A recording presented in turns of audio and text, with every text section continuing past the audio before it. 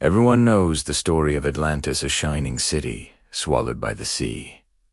But what if that tale is only one side of the ledger? What if Atlantis wasn't alone, but one of many great civilizations, and its rivals never named, never remembered were just as mighty? Plato called Atlantis proud, advanced, and doomed. Yet even in his telling, Atlantis fought wars against others. Who were they? He left no names, just hints of neighbors with strength enough to challenge the Atlanteans. If history is written by survivors, maybe those rivals lost not just the war, but their memory. Look around the world and you see echoes.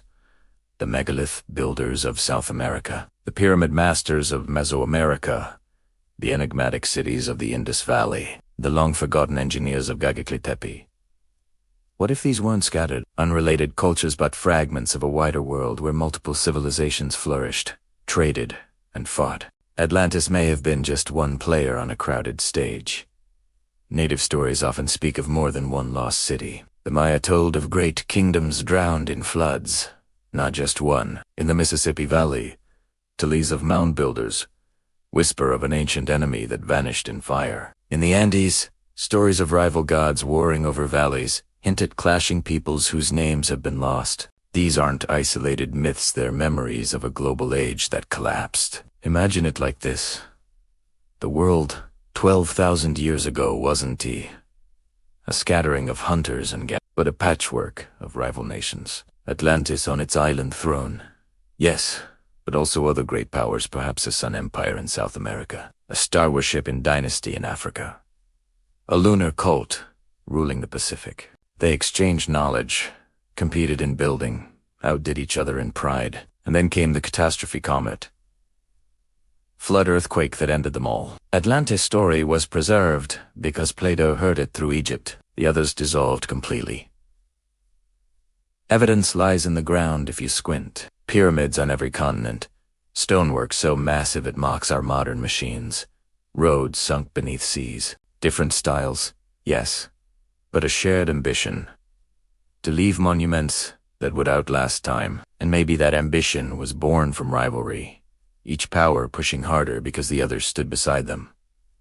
If so, Atlantis' fall wasn't a lone tragedy. It was part of a collapse, a domino chain, where all the great cities of the forgotten age fell together. Survivors scattered, carrying shards of memory. Some became myths of giants.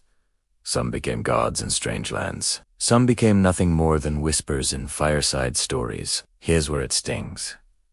If we remembered Atlantis' rivals, our picture of history would be bigger. Humanity wouldn't look like a species that crawled out of caves in slow steps. We'd look like a species that had once already reached heights of science and culture and then lost it all. The missing rivals matter because they remind us that history isn't linear. It's fragile. It can rise, clash, and fall, leaving only silence behind. Think about the lessons and native stories of Sequels to Hopi speak of worlds created and destroyed again and again. Each world has its people, its cities, its mistakes. Atlantis wasn't unique. It was just the last before ours. The rivals existed, but their names are buried under silt and pride. Picture standing on a jungle hill where stones jut through the trees, walls too heavy to be moved by the hands that live there now. You press your palm against the moss and feel it. This was someone's home, someone's empire, someone's rival to the island that sank. Not Atlantis, but another civilization. Lost not because it was weak, but because the whole world shifted beneath their feet. If Atlantis had rivals, then the myth is too small. The true story isn't of one city's pride, but of an entire world of forgotten nations whose lights went out together. And maybe we're living in the next cycle, standing proud again, blind to the fact that the same sea, the samphire doom, might already be on its way.